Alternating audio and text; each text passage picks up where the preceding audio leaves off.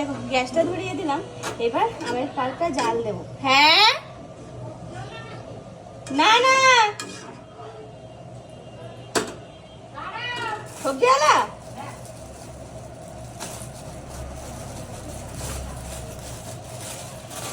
আর এতে না চিনির পরিমাণটা অনেকটা লাগে, আর চিনি দিয়েই কিন্তু বানাতে হয়।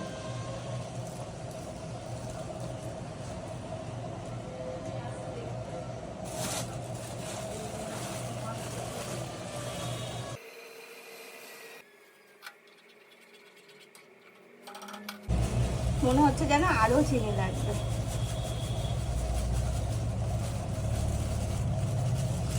এই গেল। আর জানো তো এর মধ্যে একটু দিয়ে দেবো লবঙ্গ, হ্যাঁ কি বলে এটাকে, দারচিনি, একটু দারচিনির টুকরো। এরকম এক টুকরো দিলাম,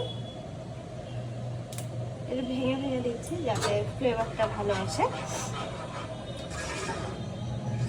ছোটবেলায় মা যখন করেছিল তখন না একটু গরম মশলার গন্ধ পেয়েছিলাম, কিন্তু না মা নিজেই ভুলে গেছে এই মানে এই জেলিটা বানাতে।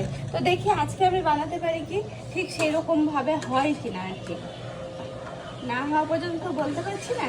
চিনি, আমের পাল আর দিয়ে দিলাম দারচিনি, আর শেষে আরেকটা মশলা যাবে সেটা দিয়ে মানে নামানোর আগ দিয়ে।